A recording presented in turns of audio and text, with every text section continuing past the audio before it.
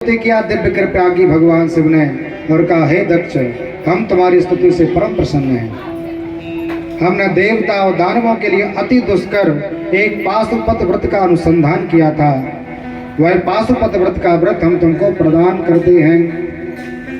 और भगवान शिव ने वह अमोघ पाशुपत व्रत का फल महात्मा दक्ष को प्रदान किया और कैलाश पर पधारे।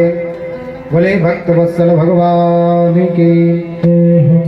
यह दिव्य चर्चा श्री सुखाचार्य जी महाराज ने महात्मा परीक्षित जी को सुनाया कि मनु की जो 3 कन्याएं थी, उन कन्याओं के यहाँ विवाह हुए। विवाह के बाद सबके यहाँ संतति हुई, लेकिन दक्ष की जो छोटी कन्या सती थी, उनके यहाँ संतति नहीं हुई, क्योंकि इन्हें बीच में ही अपने प्राणों को त्यागा, इसलिए संतान भान नहीं हुआ। जब कन्याओं का वर्णन कर दिया तो महात्मा श्री सुखाचार्य जी ने अब उनके पुत्रों को याद किया। प्रियव्रतोत्तानपादौ। महात्मा मनु के 2 पुत्र हैं, प्रियव्रत और उत्तानपाद। प्रियव्रत जिनका व्रत कैसा है, प्रिय। और प्रिय क्या हो सकता है, केवल गोविंद। जिनका व्रत भगवान से लगा हुआ है, ऐसे प्रियव्रत। उत्तानपाद ऐसे जिनके पाद अर्थात जिनकी संतति में उत्तम संतति उत्पन्न हुई, उनका नाम था महात्मा उत्तानपाद। उत्तानपाद के विवाह हुआ, एक हुआ मैया सुनीति के साथ। सुनीति के साथ विवाह हुआ और विवाह होने के बाद प्रयास करने पर संतति जन्म नहीं हुई, तो राजा ने विचार किया कि दूसरा विवाह करना चाहिए। ऐसी परंपरा थी पहले, एक पत्नी के साथ कन्या उत्पन्न संत पुत्र प्राप्त नहीं हुआ तो दूसरा विवाह कर लेते थे। तो पहले तो विवाह हुआ था राजा का सुनीति के साथ, और दूसरा विवाह महात्मा ने कर लिया सुरुचि के साथ। हम सबकी भी 2 प्रकार की मतियां हैं, एक सुनीति और एक सुरुचि। जो नीति से चलती है वो सुनीति, वो जो रुचि के अनुसार चलती है वो सुरुचि। नीति तो कठिन होती है, नीति पर चलना बड़ा संघर्षमय होता है, तो हम सबको अच्छा नहीं लगता। और रुचि पर यदि चले जाएं तो बड़ा आनंद। रुचि ने कहा, अच्छे अच्छे पकवान खाइए, अच्छी अच्छी यात्राएं करिए, सुंदर मनोरंजन करिए, हास परिहास करिए, व्यंग करिए। ये क्या है, रुचि। और सुनीति क्या कहती है, भगवत आराधना करिए, भगवान का नाम उच्चारण करिए, गोविंद की अमृत कथाओं का रसपान करिए। तो इन सब में हमको थोड़ी परेशानी होती है। तो राजा को भी परेशानी हुई और इनने क्या किया, सुरुचि के साथ विवाह कर लिया। विवाह किया, इतने में पता चला कि महारानी सुनीति भी गर्भ धारण कर चुकी है। विवाह हो गया तो सुरुचि ने विचार किया कि इनकी पहली जो भार्या है वो सुनीति है और वो गर्भवती है, और पुत्र प्राप्त होगा तो वही इस राज्य का उत्तराधिकारी होगा। तो शर्त रख ली महात्मा उत्तानपाद से कि या तो आपके घर में सुरुचि रह सकती है या सुनीति। वैसे हम सबके मन में या तो सुरुचि हो सकती है या सुनीति, दोनों एक साथ नहीं हो सकते। रुचि के अनुसार चलोगे तो भगवान प्राप्त नहीं होंगे, और भगवान प्राप्त करोगे तो रुचि का कोई ठिकाना ही नहीं, कोई बात ही नहीं है रुचि की। पर तो महात्मा उत्तानपाद ने अपने सुनीति नाम की भार्या को अपने राजभवन से निकाल दिया और सुरुचि को प्रवेश कराया। नगर में ही एक घर में सुनीति मैया रहने लगी, और समय आने पर महात्मा ध्रुव महाराज को इनने जन्म दिया। वृद्धि को प्राप्त होने लगे, बढ़ने लगे। एक दिन महात्मा उत्तानपाद अपने राज सिंहासन पर आरूढ़ थे, बैठे हुए थे। तो महात्मा ध्रुव ने विचार किया पिताजी की गोद में जाना चाहिए।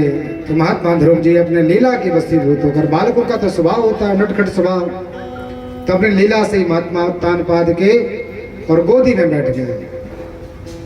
सुरुचि ने देखा कि सुनीति का पुत्र ध्रुव राज सिंहासन पर बैठा है। क्रोध आ गया और शब्द कहने लगी, हे पुत्र, यदि तुम्हें इस प्रकार की आकांक्षा है, राज सिंहासन पर बैठना चाहते हो, तो सुरुचि के कुक्षी से जन्म लेना पड़ेगा।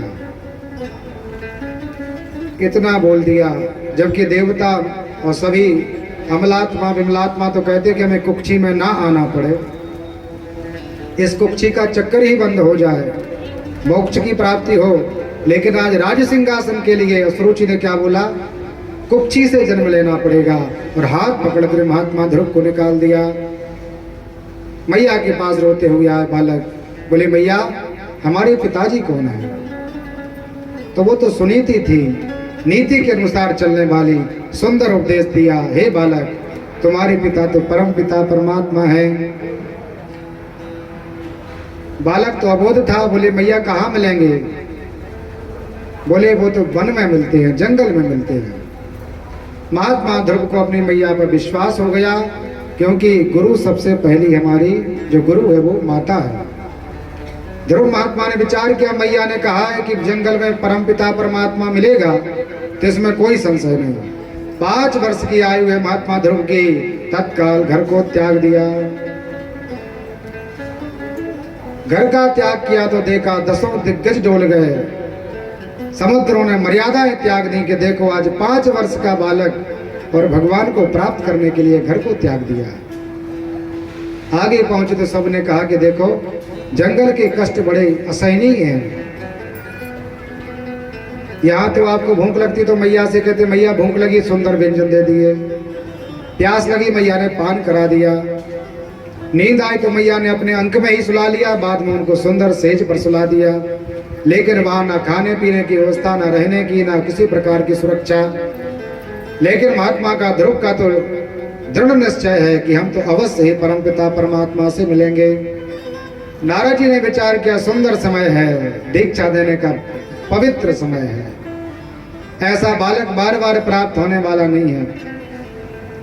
तो महात्मा नारद जी आए और ध्रुव को कहने लगे कहाँ जा रहे हैं? ध्रुव जी ने कहा भगवान, हे महात्मा, हे मुनि, हे ब्राह्मण देवता, हम जंगल में परमपिता परमात्मा से मिलने जा रहे हैं। शब्द सुने तो नारद जी एक समय के लिए तो स्तब्धित रह गए, ना तो वचन कह पाए और ना किसी प्रकार की चेष्टा कर पाए कि इस प्रकृति में ऐसा भी हो सकता है कि 5 वर्ष का बालक क्या बोल रहा है कि परमपिता परमात्मा से मिलने के लिए जा रहे हैं।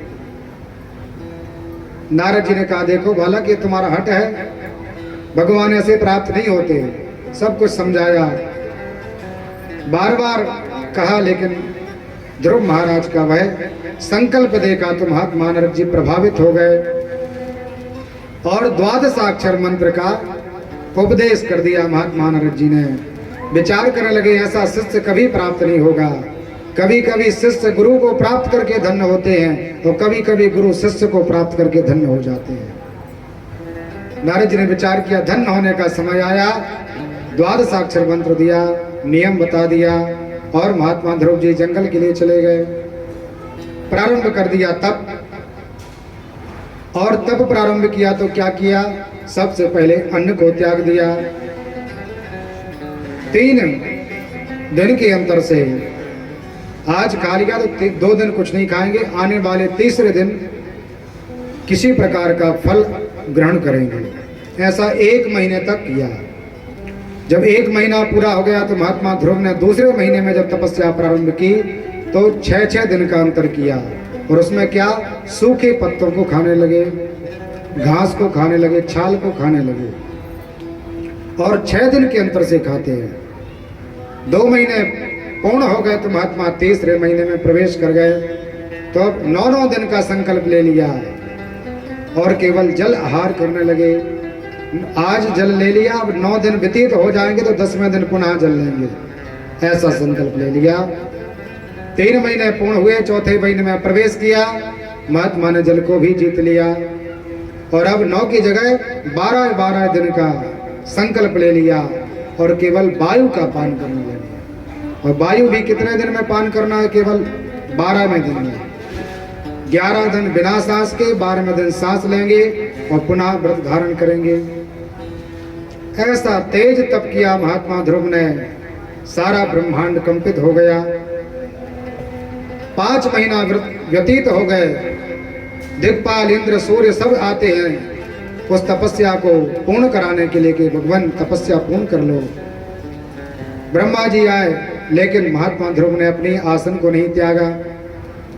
इंद्र ने नाना प्रकार की उसमें व्यवधान डाले, लेकिन महात्मा तो संकल्पित थे।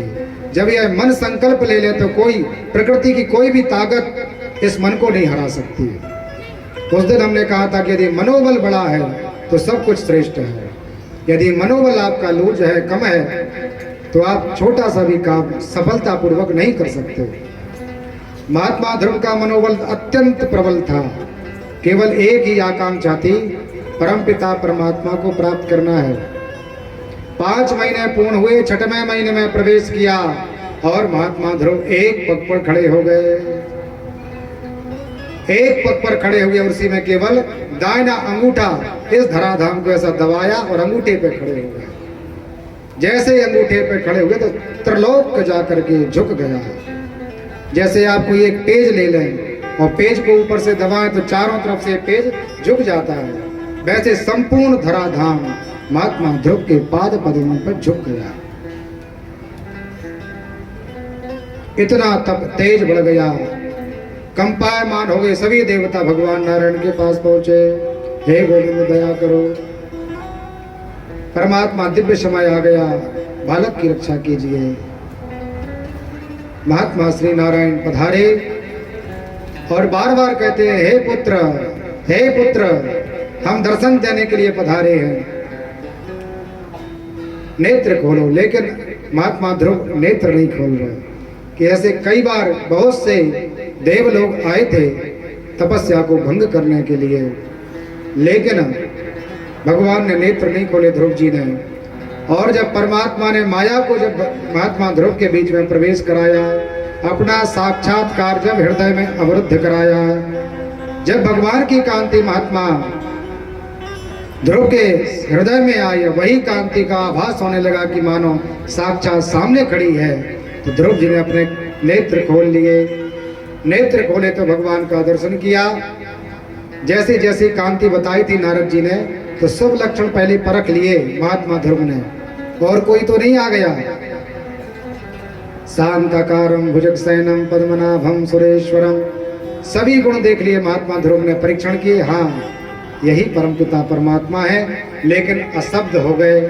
अब मन से कोई, मुंह से कोई वाक्य नहीं निकल रहा। क्यों नहीं निकल रहा? क्योंकि कोई विद्या अध्ययन तो किया नहीं, कहीं पाठशाला में तो गई नहीं, कोई वेद मंत्र तो याद किया नहीं। तो भगवान ने अपने पंचजन्य हरि के सौ, अपना पंचजन्य नाम का शंख महात्मा ध्रुव के कर्ण में लगाया, और जैसे कर्ण का स्पर्श हुआ, महात्मा ध्रुव वेद वेदांगों में पारंगत हो गए। और सुंदर श्लोकों के द्वारा महात्मा ध्रुव ने भगवान नारायण का स्तवन किया। स्तवन करने के बाद भगवान बोले, नारायण ध्रुव, आज तक की प्रकृति में हमने दर्शन देने के लिए वहां पहुंचे हैं, लेकिन आज तो हम दर्शन करने के लिए पधारे हैं। ऐसी सृष्टि में कोई बालक नहीं होगा जिसने इतना घोर तप किया हो। भगवान ने कहा, वरदान मांगो। तो ध्रुव की तो कोई कामना नहीं है, केवल परमात्मा के पाद पद्मों का अनुराग है। जन्म जन्म भगवान आपके पाद पद्मों की सेवा, आपकी भक्ति प्राप्त होती रहे। जो हरि भक्ति करते हैं या हरि भक्त होते हैं, वह मोक्ष का भी तिरस्कार कर देते हैं। महात्मा जैसे दशरथ जी हैं, ऐसे बहुत सारे महात्मा हैं जिनने मोक्ष की कामना नहीं की। काकभूषुंड जी ने मोक्ष नहीं मांगा, सब कुछ दे दिया भगवान ने, लेकिन भगवान आपने सब कुछ दे दिया, लेकिन आपकी भक्ति प्रदान नहीं की। महात्मा सुतीक्षण जी जो अगस्त जी के शिष्य थे, भगवान ने उनकी अविरल भक्ति देखी तो कहा, मांगो वरदान मांगो। सब कुछ दे दिया, ज्ञान विज्ञान सब दे दिया, भगवान ने भक्ति नहीं दी, तो भक्ति को मांग रहे हैं।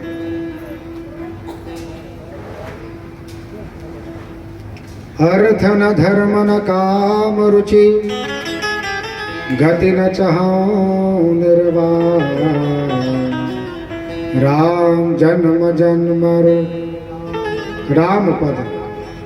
ना भक्ति चाहिए, ना अर्थ चाहिए, ना ज्ञान चाहिए, ना धन चाहिए, केवल क्या चाहिए? जन्म जन्म लगी राम पद, भगवान के पादों की सेवा, भगवान की भक्ति प्राप्त हो। ऐसा महात्मा ध्रुव जी ने अनपायनी भक्ति मांगी, लेकिन भगवान ने कहा तुम्हारी कामना नहीं है, लेकिन दिव्य राज प्राप्त करोगे। यहाँ उत्तानपाद को खबर हुई कि हमारे पुत्र को तो भगवान का दर्शन हो गया। सब परिकर को लेकर स्वागत के लिए पधारे। ध्रुव महाराज का आगमन हुआ, सुंदर स्वागत हुआ।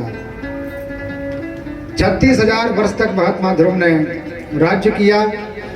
राज्य करने के बाद जो दूसरे पुत्र थे, इनके उत्तम नाम के पुत्र यक्षों के साथ इनका युद्ध हुआ, मृत्यु को प्राप्त हुए। राज करने के उपरांत महात्मा ध्रुव जब 36,000 वर्ष व्यतीत हो गए तो काल मृत्यु स्वयं सशरीर धारण करके पहुंचे। बोले भगवान, अब आपका समय हो गया, जाने का समय हो गया। तो भक्त देखिए, भक्ति देखिए महात्मा ध्रुव की। आज जैसे राम जी को लेने के लिए पधारे थे महात्मा धर्मराज जी, वैसे आज ध्रुव को लेने के लिए स्वयं पधारे हैं। किसी दूतों को नहीं भेजा, स्वयं पधारियों, कहा चलने का समय हो गया। ध्रुव महाराज ने कहा नेक आप थोड़ा सा झुक जाइए। और जैसे महात्मा मृत्यु झुके और भगवान ध्रुव ने अपना पैर रखा और ध्रुव महाराज पर प्रतिष्ठित हो गए। एक भगवान ने दिव्य लोक बनाया जिसका नाम है ध्रुव लोक। महात्मा ध्रुव जाने लगे तो भगवान से प्रार्थना की, भगवान सुरुचि मैया को उत्तम लोक प्राप्त होना चाहिए, क्योंकि उन्हीं के कारण ही आप हमको प्राप्त हुए। यदि सुरुचि मैया उस दिन पिताजी के गोद से हमको नहीं हटाती और हम मैया से प्रश्न नहीं करते तो परम पिता परमात्मा नहीं मिलता। इसलिए भगवान सबसे पहले गति दें तो किसको दें? सुरुचि मैया को। भगवान ने कहा, हे पुत्र, जिस कुल में ऐसे पुत्र जन्म लें उनके तो करोड़ों वर्ष की पहले की पीढ़ी और करोड़ों वर्ष की आने वाली पीढ़ियां भगवान के दिव्य धाम में चली जाती हैं। ऐसे भक्तवत्सल भगवान ने कृपा की और महात्मा ध्रुव लोक में प्रतिष्ठित हो गए।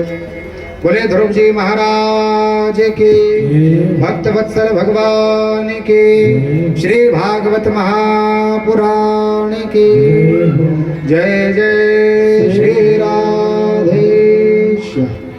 तृतीय दिवस की कथा भगवान के श्री चरणों में हम सब समर्पित करते हैं। दिव्य चतुर्थ दिवस की कथा में कल प्रवेश करेंगे। समय से भगवान का पूजन, भगवान की कथा प्रारंभ हो जाए।